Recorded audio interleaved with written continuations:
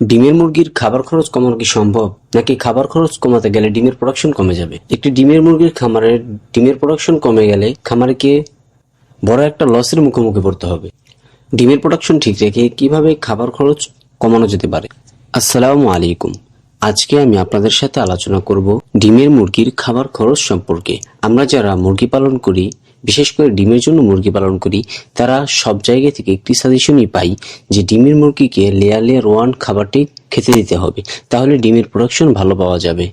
এখন আমরা চাচ্ছি যে ডিমের প্রোডাকশন ঠিক রেখে খাবার খরচটা কমাতে, কারণ ফিটের দামটা একটু বেশি পড়ে যায়। আমাদের সবারই একটা আকাঙ্ক্ষা যে আমরা ডিমের প্রোডাকশন ঠিক রেখে কিভাবে খাবার খরচ কমাতে পারবো। আমি সবসময় চেষ্টা করি যে আপনাদের সঠিক তথ্যটা দেওয়ার জন্য। আমি যে জিনিসে ভালো রেজাল্ট পাই সেই জিনিসগুলো আপনাদের সাথে শেয়ার করার চেষ্টা করি, যাতে করে আপনারা উপকৃত হতে পারেন। আমি আমার নিজের খামারে যেভাবে ডিমের প্রোডাকশন ঠিক রেখে খাবার খরচ কমিয়ে আনতে পেরেছি, সেই বিষয়গুলোই আপনাদের জানানোর চেষ্টা করব। আশা করি আপনারা যদি এই নিয়ম ফলো করেন, তাহলে ইনশাআল্লাহ আপনারাও খাবার খরচটি কমিয়ে আনতে পারবেন। আমি সবসময় লেয়ার ফিটের সাথে মিক্স করি। মিক্সার বলতে কবুতরকে যে খাবারটা খাওয়ানো হয়, ওই খাবারের ভেতরে ধান, গম, ভুট্টা এগুলো কয়েক রকম দানাদার খাবার একসাথে থাকে।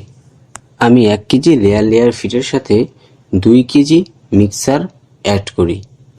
এই খাবারটা আমি সকালে এবং বিকেলে মুরগিকে খেতে দিই। আমাদের এখানে লেয়ারের কেজি 60 টাকা করে এবং মিক্সারের কেজি 40 টাকা করে। 1 কেজি লেয়ার ফিটের সাথে যখন 2 কেজি মিক্সার যুক্ত করি, তখন আমাদের এখানে খাবার খরচটা প্রায় 40 টাকা কমে যায়। এখানে আমি কিন্তু 2 বেলার কথা বললাম, যে সকালে এবং বিকেলে আমি এই খাবারটা খেতে দিই। তাহলে দুপুরে কি মুরগিকে খেতে দিই না? অবশ্যই মুরগিকে খেতে দিই। সেটা আমি অন্যরকম ভাবে তৈরি করে মুরগিকে খেতে দিই।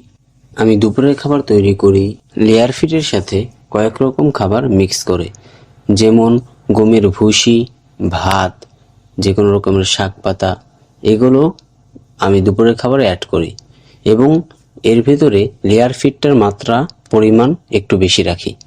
আমি এই নিয়মে খাবার খেয়ে মুরগির খাবার খরচটা অনেকটা কমিয়ে আনতে পেরেছি এবং আমি খেয়াল করেছি যে এভাবে খাবার খাওয়ালে ডিমের প্রোডাকশনটাও ঠিক থাকে। আর আপনারা অবশ্যই ডিমের মুরগিকে মাসে একবার করে ভিটামিন, ক্যালসিয়াম, AD3, ইসেল কম্বাইন্ড করে একটি ডোজ কমপ্লিট করবেন। আপনারা যদি আমার এই নিয়মগুলো ফলো করেন, তাহলে ইনশাল্লাহ আশা করি আপনারাও একটি ভালো ফলাফল পাবেন। ভিডিওটি যদি ভালো লেগে থাকে তাহলে একটি লাইক করে দিবেন। এরকম ইম্পর্টেন্ট ভিডিও পেতে চ্যানেলটিকে সাবস্ক্রাইব করে রাখবেন এবং যারা ফেসবুক থেকে ভিডিওটি দেখছেন তারা পেজটিকে ফলো করে রাখবেন।